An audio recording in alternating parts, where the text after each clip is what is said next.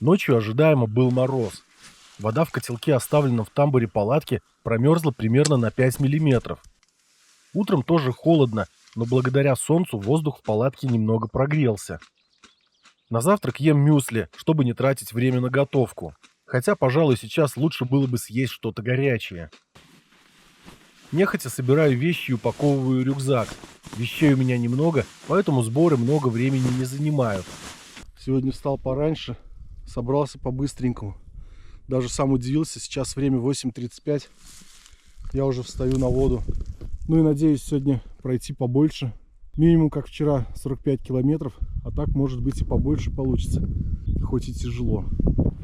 Еще вчера у меня была дилемма – пройти маршрут полностью или завершить его в деревне Коптелы, в которой я буду через час. Поначалу меня смутил мороз прошлой ночью, однако за предыдущие 2 дня мне так сильно понравились эти места, что я решил идти до конца, но за день все же проходить расстояние, близкие к 50 километрам, чтобы дойти до финиша в поселке Шамары на 5-й день. Из Коптел я обещал позвонить домой и сказать, пойду ли я дальше или вернусь в город, но ни одна моя сим-карта не хотела работать. Вышел на окраине деревни Коптелы. Там вот он наверху виднеется. Здесь болотоход стоит, коровы ходят. Домой хочу позвонить. Что-то моя связь ни одна не берет, ни Теле2, ни МТС. Вчера видел, люди звонили. И нет никого спросить. Вон вышка стоит на горе. А что за связь, не знаю. В надежде, что в деревне можно будет у кого-нибудь попросить позвонить, решил сходить туда. Самое интересное, что дома всем сказал, что связь тут есть, проверял это специально на сайтах операторов, и я обязательно позвоню. Получается, если звонка не будет, то все начнут волноваться. В деревне мне не встретилось ни одного человека, зато с горем пополам заработала сим-карта Теле2, и я кое-как оповестил всех о своих дальнейших планах. Уже со спокойной душой возвращаюсь к лодке и снова отправляюсь в путь. После Коптелов река делает несколько петель, и вышка сотовой связи, стоящая на горе, то скрывается, то показывается вновь, но самой связи на реке как не было, так и нет. Примерно через час хода на очередном повороте, положив весло, я отвлекся на карту. Краем глаза заметил движение на берегу, а развернувшись, увидел бобра. Подходил я тихо, и меня он заметил тоже в последний момент, когда я был метрах в 5 от него. Бобр, конечно же, перепугался, от неожиданности вскочил на задние лапы, перекувыркнулся через спину и свалился прямо в воду, чем меня сильно позабавил. Бобров в этой части Сылвы много. Часто можно услышать всплески от их прыжков в реку. Повсюду видны погрызы на деревьях, местами можно встретить норы. Один раз мне встретилась то ли охотничья, то ли рыбацкая избушка, но это было вскоре после Коптелов, и выходить на берег мне не хотелось.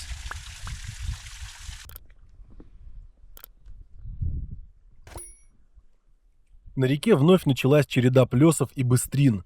Спрямленные участки стали длиннее, и вместе с этим увеличилась продолжительность плесов, а ускоряется течение в основном на поворотах, когда русло немного сужается. Находиться на берегу все так же прохладно. Если бы не яркое солнце, думаю, можно было бы замерзнуть. По моим ощущениям, в тени температура не превышает 10 градусов тепла. Даже спасательный жилет не снимаю на отдыхе, он плотно прижат к телу и сохраняет мое тепло.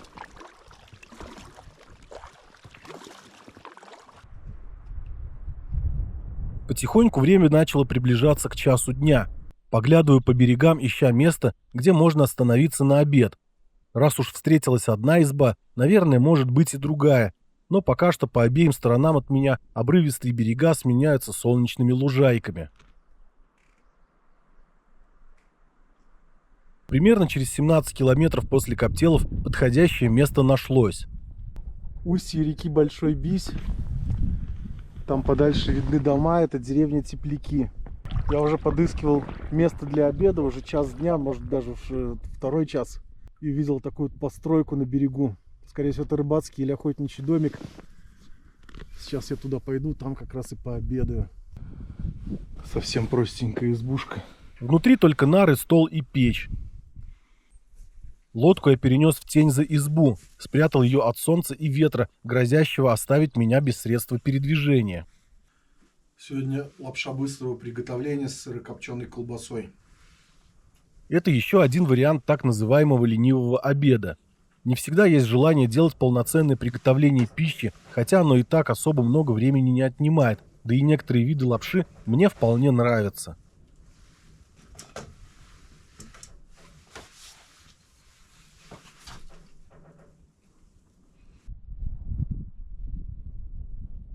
Осмотрев устье реки Большой Бизь, здесь же встаю на воду.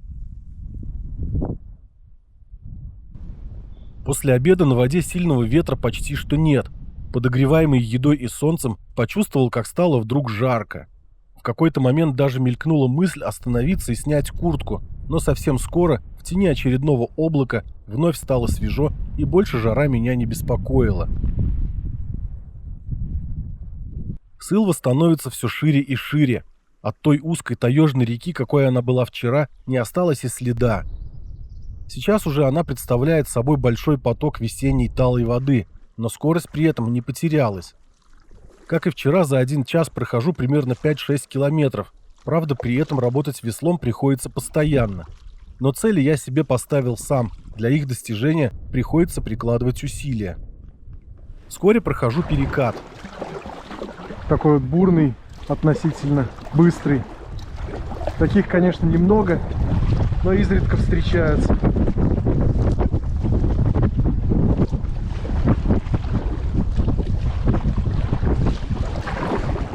Перекат достаточно протяженный.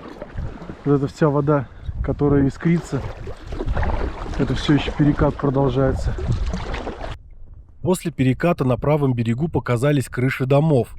Здесь находится совсем крошечная деревушка Кедровка, буквально на несколько дворов. Через нее проходит автомобильная дорога, идущая из деревни Тепляки, на окраине которой я обедал, в село Роща и далее до Шамар. Мне даже встретилась пара машин, но судя по размерам этих деревень, машины здесь проезжают довольно редко. Около 4 часов вечера я остановился на отдых на правом берегу. Солнце к этому моменту спряталось за облака, и находиться на берегу стало очень холодно. Чтобы немного согреться, а заодно и размяться, я поприседал. Вообще на сплавах я стараюсь приседать по 20 раз во время каждого отдыха на берегу. Это как минимум полезно. Примерно через полчаса подошел к очередной небольшой деревне. Называется она Симонята. Живет в ней около 120 человек. Даже видно, что строятся новые дома. Мне здесь понравилась протяженная скала, идущая по левому берегу. Некоторые дома стоят прямо на ней. Из их окон, должно быть, открывается замечательный вид на реку.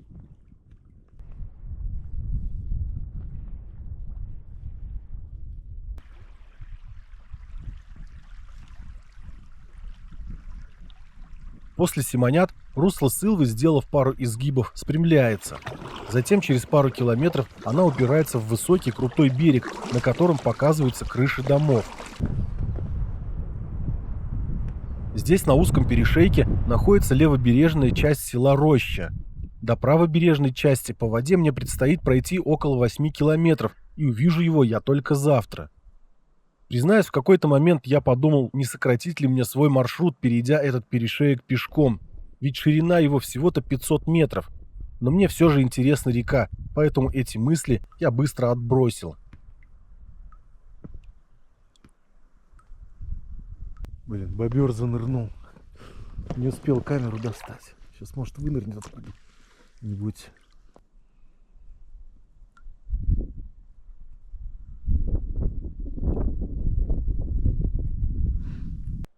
Без 15:07, примерно 15 минут назад, я приплыл к такой полянке. Здесь вот шикарная такая просторная раскинулась. Опять встал на левом берегу в надежде на то, что с той стороны будет вставать солнце и утром мне будет греть палатку, чтобы я хотя бы утром немножко прогрелся, потому что по ночам до сих пор заморозки. Здесь рядом, судя по всему, бобры живут. Прямо тут вот внизу у реки. Тут тропинка, я не знаю, видно ее, не видно. Прям вот посередине такая слабо вытоптанная идет. Вон там вон дерево погрызанное. Но я надеюсь, они мне не будут мешать спать. К вечеру солнце очень красиво позолотило противоположный берег, и я решил немного полетать. Поляна, на которой я расположился, протянулась на несколько сотен метров. Благодаря тому, что сейчас в таких местах, как это, нет высокой травы, у меня практически нет проблемы с поиском места для ночлега. Поднявшись выше и развернув квадрокоптер на запад, увидел село Роща. Оно достаточно крупное.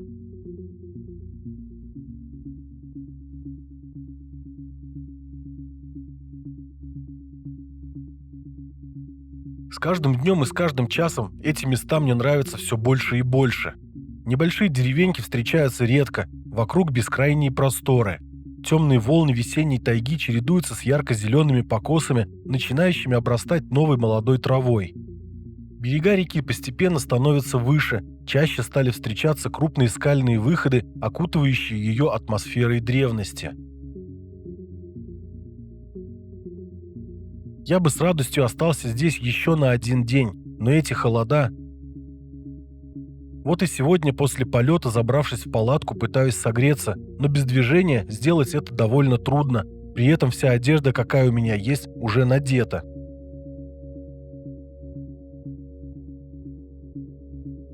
Судя по ощущениям, предстоящая ночь будет холоднее предыдущих, поэтому я решил хорошенько подготовиться к ней. Плов, который я должен съесть завтра на обед, перенес на ужин. Все-таки второе блюдо переваривается дольше и, соответственно, дольше будет меня греть. К плову хлеб с майонезом, хотя обычно ем без них. Также с чаем я съел двойную порцию пряников и шоколадный батончик. Пожалуй, такой объем съеденного не позволит мне замерзнуть. Как я и предположил вчера, эта ночь была самая холодная в моем путешествии. В таких вот условиях приходится спать каждую ночь. Толщина льда в котелке примерно 1 сантиметр, и солнце утром, как назло, прячется за пеленой низко висящих облаков. Уровень воды за ночь немного упал. Вот мои следы вчерашние. Я выходил прям по краю воды. Вот этот выступ с травой, он вчера был под водой.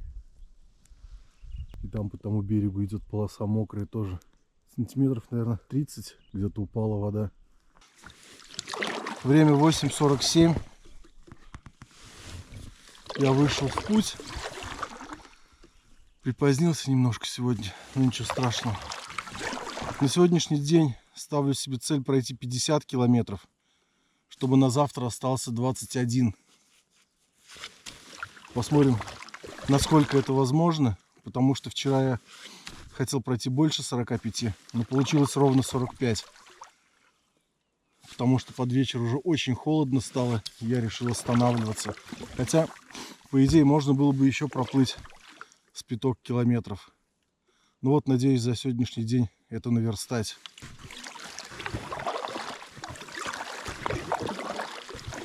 Такой километраж определен мной неспроста. Электричка из Шамар в Екатеринбург ходит 2 раза в сутки, поэтому если я не успею на дневную, следующая будет только утром следующего дня. Лучше сегодня пройти расстояние побольше, чтобы завтра наверняка успеть.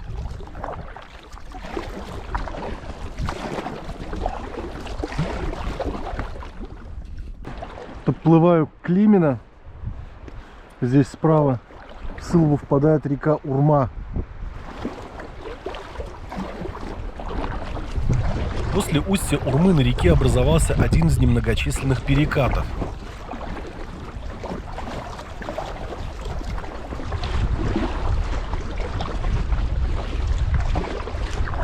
Прохожу очередную небольшую деревню – Климино.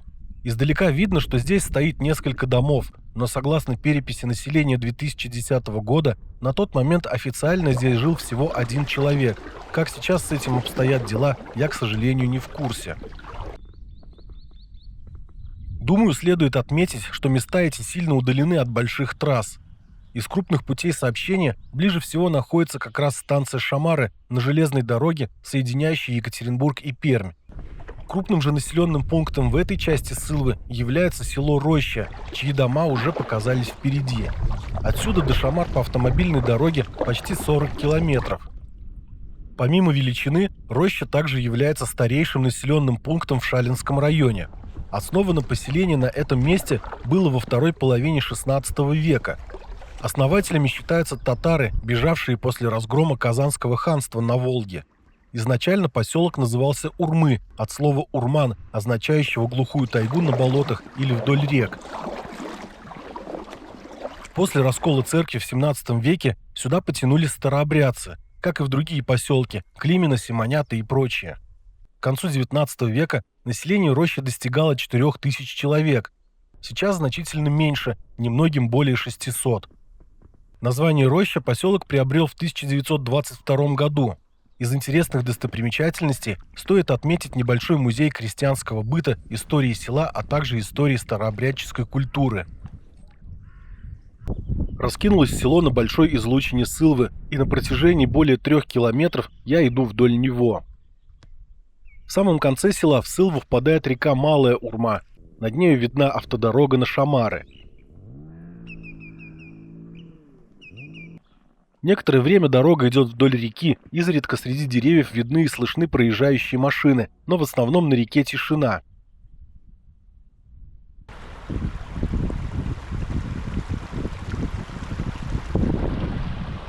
В результате падения уровня воды в Сылве чаще стали встречаться совсем невысокие, еще мокрые острова, совсем недавно оказавшиеся на свежем воздухе. Кот там идет возле забора.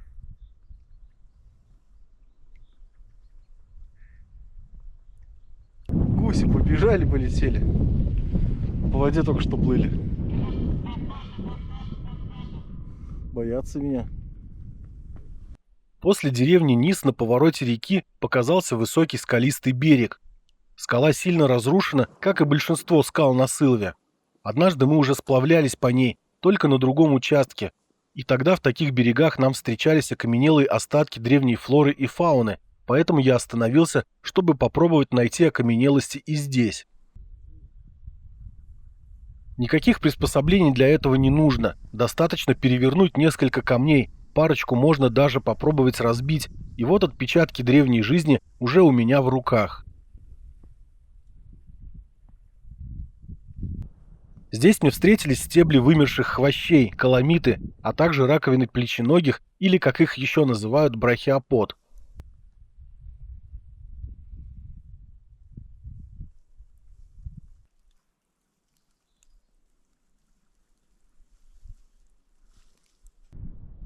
После Рощи Сылва поменяла направление своего течения с северо-западного на южное. Местность стала более рельефной, чаще по берегам встречаются высокие обрывы, река сделалась немного шире.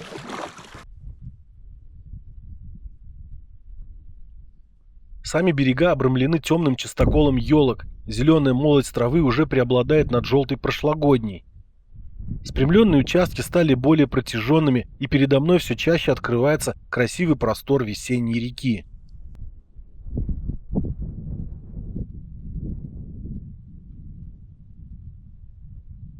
Небольшой остров и 2 переката по бокам от него. Наверное, я пойду по правой протоке. Но это, конечно, слабенький перекат. Скорее так, небольшая быстрина.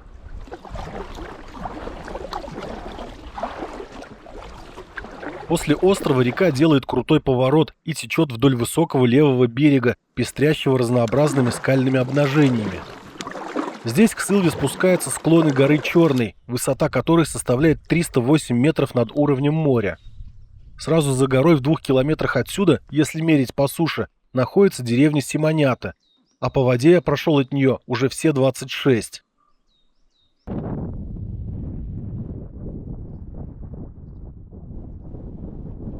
Один раз встретил рыбака на надувной лодке без мотора, немного поговорили.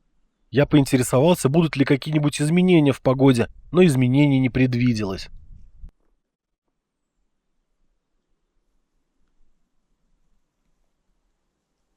После рощи как будто и течение стало слабее, а скорость моего передвижения соответственно ниже.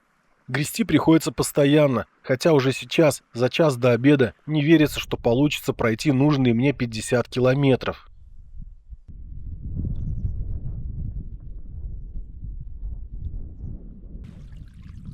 Приметил такой родничок прямо рядом с водой, с рекой точнее.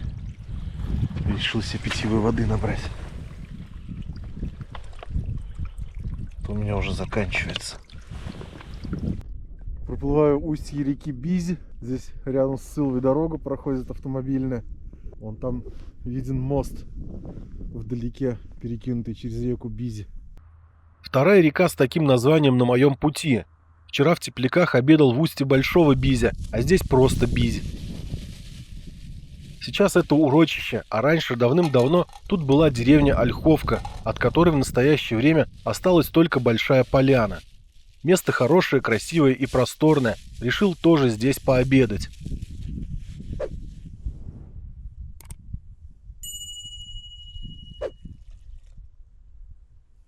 Несмотря на то, что дует небольшой ветер, довольно тепло.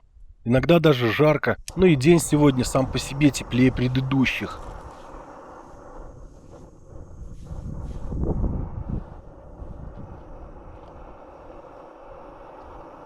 На обед варю себе борщ.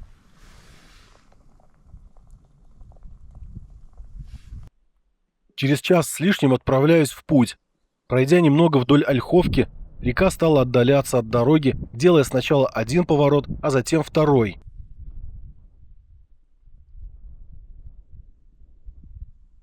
Здесь левый берег начал плавно подниматься, и чем дальше я прохожу, тем выше он становится. Пожалуй, это один из самых высоких и самых впечатляющих берегов на всем моем маршруте. По моим ощущениям, скала возвышается более чем на 20 метров над рекой. Какой-то одинокий домишко. Может, вообще какая-нибудь база отдыха. На табличке написано Шайдуры или Шейдуры. Время подходит к 4 часам дня, а мною на этот момент пройдено немногим более 30 километров. До 50 еще очень много, но уже сейчас начинаю чувствовать усталость. Вскоре уже должен подойти к селу Платоново. Это еще одно довольно крупное село. До него осталось буквально пару поворотов реки, и оба этих поворота, как обычно, увенчаны разнообразными скалами.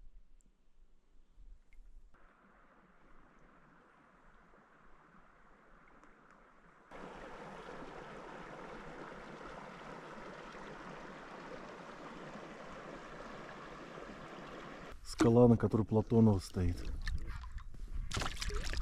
А точнее лишь часть Платонова, но вскоре уже показалось и само село.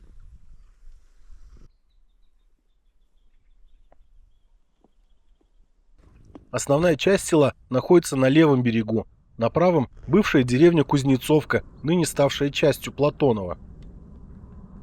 Какое-то, видимо, старинное здание, что ли. Постройка какая-то из плетника.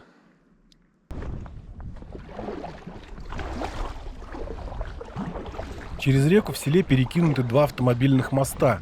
Первый, который я прохожу, старый, сейчас не используется.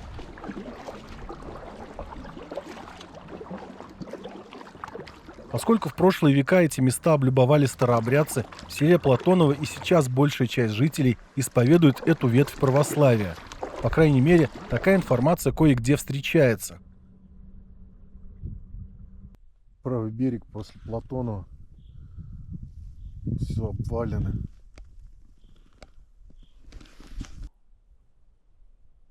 Очередной крутой поворот и очередная высокая скала на нем. Так сильно она привлекла мое внимание, что, засмотревшись, забыл следить за тем, куда плыву.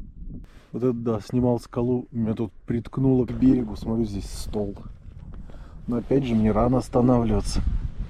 Надо еще идти. Всю округу уже начало золотить вечернее низкое солнце. Высокие берега и лес отбрасывают длинные тени на воду, становится прохладно. Встреченный мною после Платонова рыбак сказал, что грядущая ночь будет немного теплее предыдущих, да и сейчас теплее, чем вчера. Экономлю силы и стараюсь грести не напрягаясь. К тому же уже прошел 45 километров. По идее, можно начинать подыскивать место для ночлега. И все же усталость начинает брать свое. Сидеть с прямой спиной под вечер уже тяжеловато. Все чаще я принимаю полулежачее положение. Однако в таком положении развивать нормальную скорость не получается. Грести неудобно, поэтому замедляюсь. Река Большой Крюк.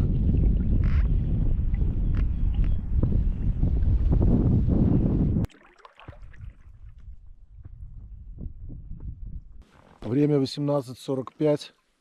Поставленный на день план в 50 километров я только что прошел. Теперь осталось только найти место для ночлега и располагаться.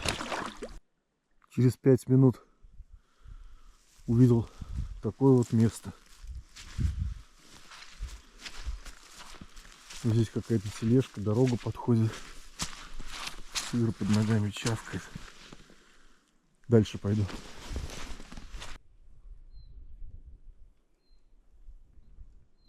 Все как отрезало.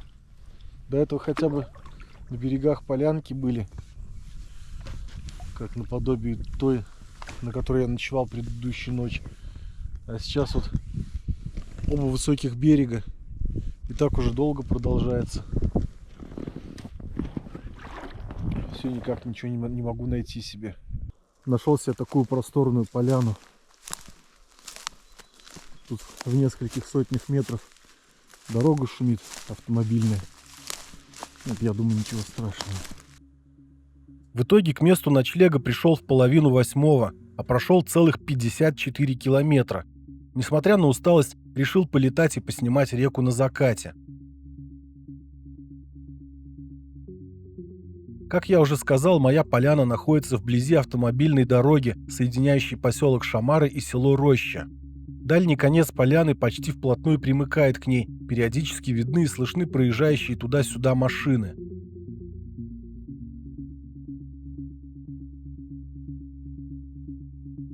Чуть ниже, с левой стороны, в Сылву впадает небольшая речка Грязнушка, образуя перед самым устьем небольшое болото.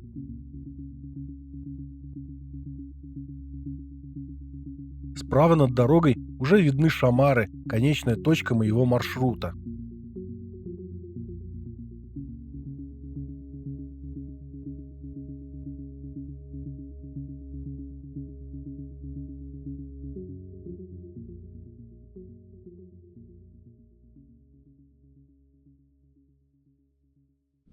Время 8:40. Встал на воду. Вода еще сильнее упала за ночь.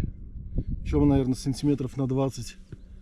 Заходить в воду и выходить из воды становится все сложнее и сложнее, потому что берега обрывистые.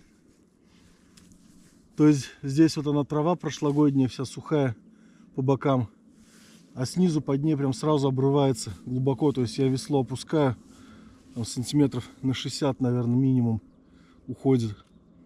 Вот, соответственно, заходить и выходить в воду становится сложнее.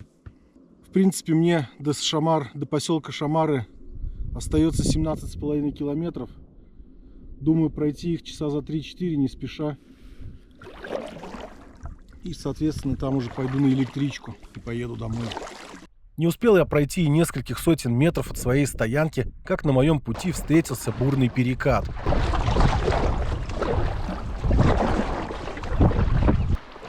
Здесь волна какая-то прям хорошая.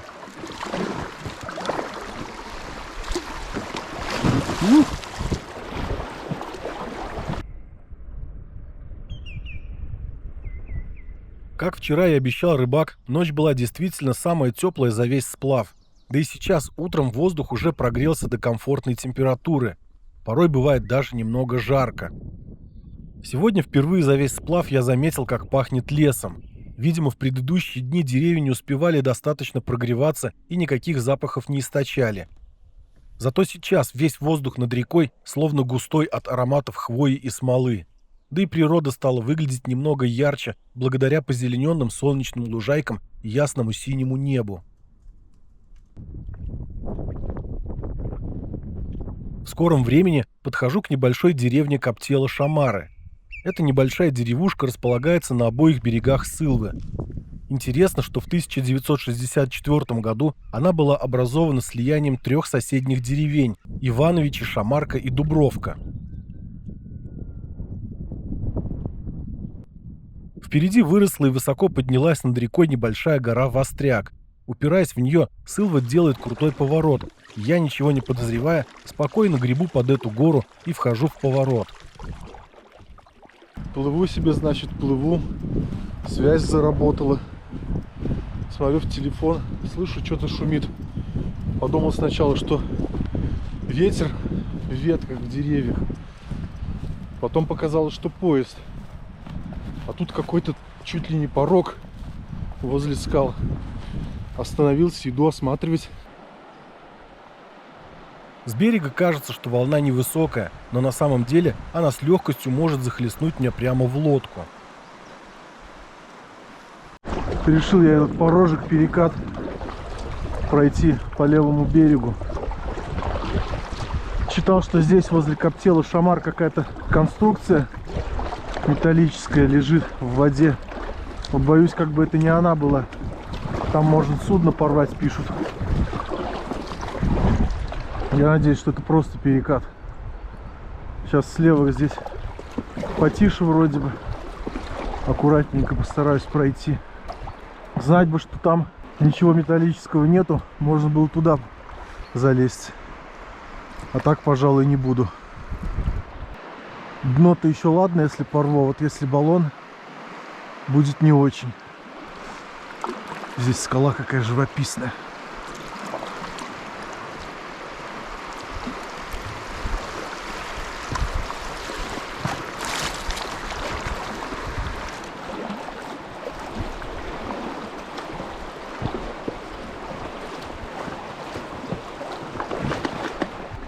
Здесь продолжается перекат.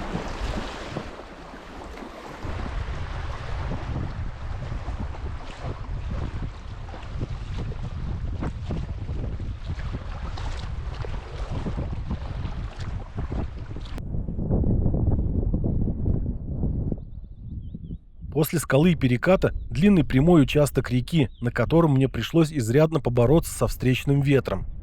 После этого участка поворот со скалой на правом берегу.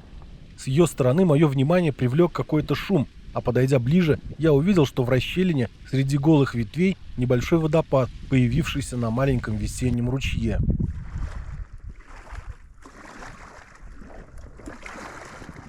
На удобном пологом берегу решил сделать остановку на отдых.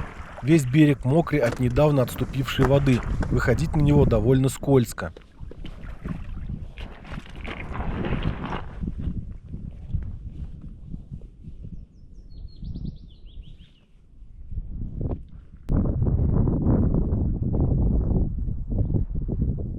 Уже слышны звуки проходящих по железной дороге поездов.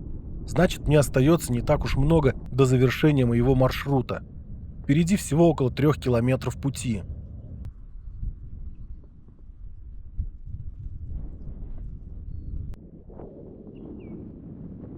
Как я уже говорил, железная дорога, проходящая через Шамары, соединяет Екатеринбург и Пермь, поэтому различные поезда здесь ходят часто.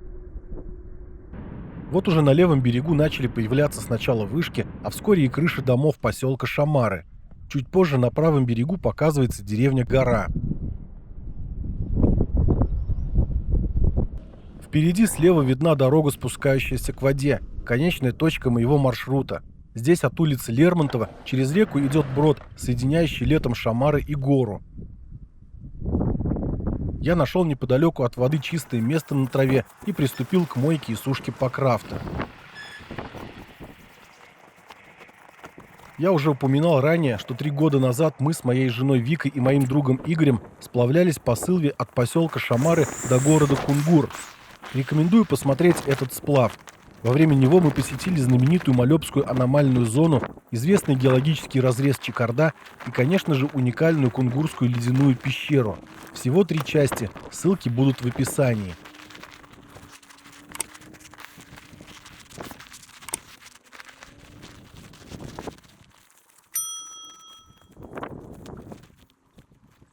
Закончить сплав на улице Лермонтова я решил неспроста.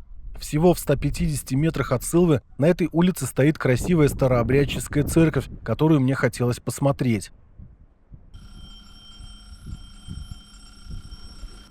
Поскольку времени до электрички у меня осталось много, не спеша иду на станцию. По пути остановился на переезде, чтобы проводить взглядом поезд, идущий в сторону Перми.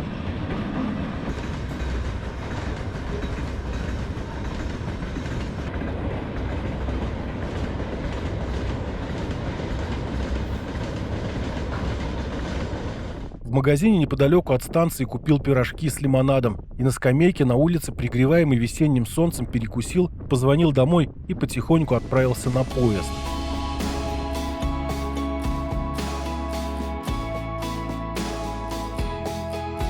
Друзья, если вам понравился фильм и вы еще не подписаны на канал, подписывайтесь, ставьте «Мне нравится». Сейчас в условиях замедления YouTube лайки и комментарии помогают продвигать видео. Подписывайтесь на группу канала ВКонтакте. В ней я также публикую новые видео и на наш канал в Telegram. Там тоже много интересного. До скорых встреч!